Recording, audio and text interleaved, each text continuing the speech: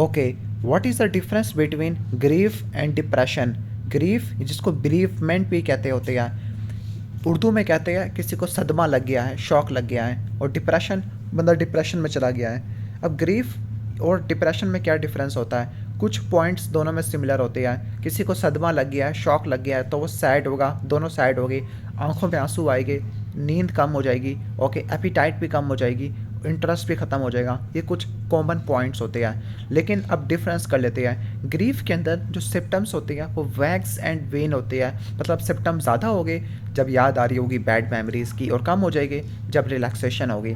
लेकिन डिप्रेशन के अंदर सिम्टम्स क्या होते हैं? परवेसिव होते हैं, कंटिन्यूस होते हैं, ख़त्म नहीं होते, लीनियर चल रहे होते हैं। ग्रीफ के अंदर शेम और गिल्ट नहीं होता, बल्कि सिर्फ दुख होता है, शेम या गिल्ट नहीं होता।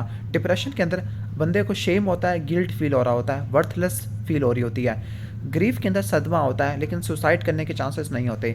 डिप्रेशन में सुसाइड करने के चांसेस ज़्यादा होते हैं। ग्रीफ के अंदर जो सिम्टम्स होते हैं 1 साल तक कंटिन्यू रह सकते हैं, डिप्रेशन में 1 साल से ज़्यादा तक रह सकते होते हैं। ग्रीफ में जो बंदा होता है वो 2 महीने तक वापस अपने नॉर्मल रूटीन में आ जाता है। फॉर एग्जांपल कोई डेथ होगी फैमिली मेम्बर में, तो 2 महीनों के अंदर रिटर्न आ जाएगा। लेकिन डिप्रेशन के अंदर वापस नहीं आ पाता। ग्रीफ का जो ट्रीटमेंट होता है सपोर्टिव साइकोथेरेपी, जबकि डिप्रेशन का ट्रीटमेंट होता है एंटी डिप्रेशन मेडिकेशन।